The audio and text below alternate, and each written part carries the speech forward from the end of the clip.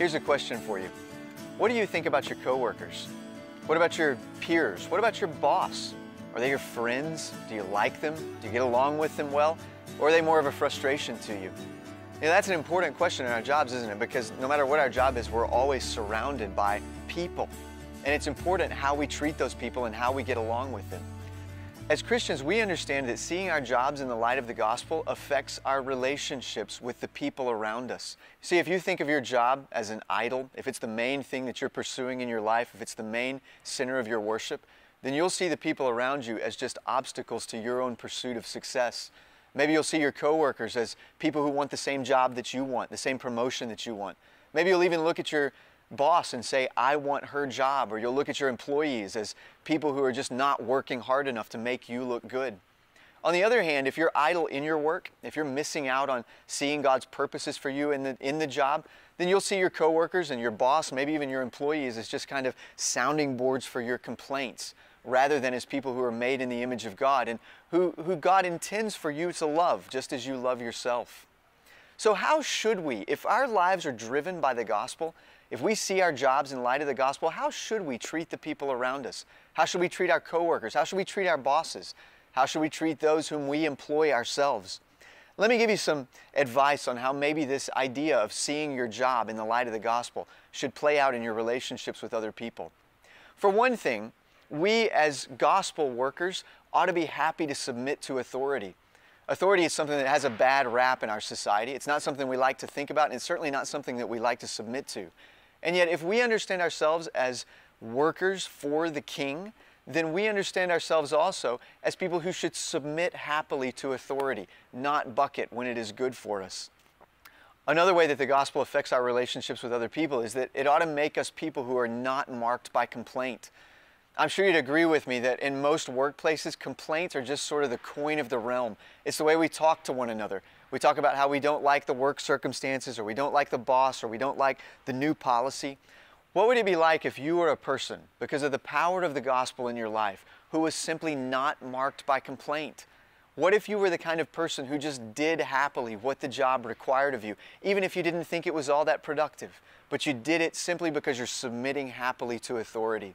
My guess is that would adorn the gospel that you preach.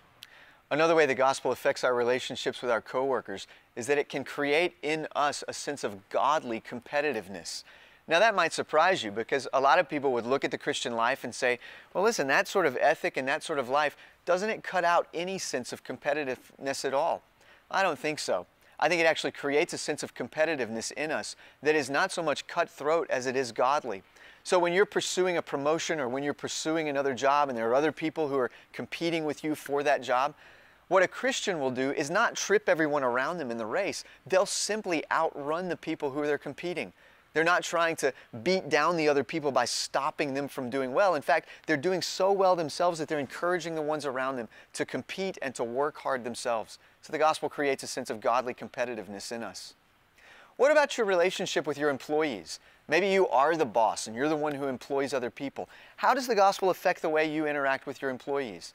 Well, it teaches us as bosses to use authority in a godly way. It teaches us to understand authority correctly. So, for example, we need to remember as Christian bosses that authority comes from God. The authority that we have over our employees is not an authority that just comes from the company, and it's certainly not an authority that just comes from our own selves. No, if we have authority, it's because God has given that authority to us, and we're supposed to use that authority for the good of people around us. In that sense, we imitate Jesus, don't we, with our authority. Jesus had enormous authority. He said that he could have called 12 legions of angels down to rescue him from the cross, and yet he didn't do it. Always throughout his life, Jesus used the authority that he had for the good of the people around him, not to their detriment. And we as Christian bosses ought to imitate him in that and use our authority for good as well. In short, our use of authority over our employees ought to be gospel motivated and grace empowered. Not one of us is going to be able to use authority rightly by our own power. It's only going to be when we understand how God himself uses his authority, and when he gives us, by his grace, the power to use authority in the same way so that others around us might be blessed. That's how we ought to use our authority as Christian bosses.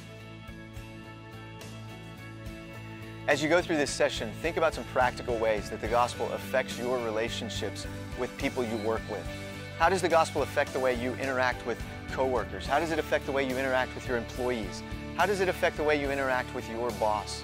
Think about the way the gospel encourages you to care about those people, not just as fellow cogs in a machine, but as people who are created in the image of God and who need to know Jesus themselves.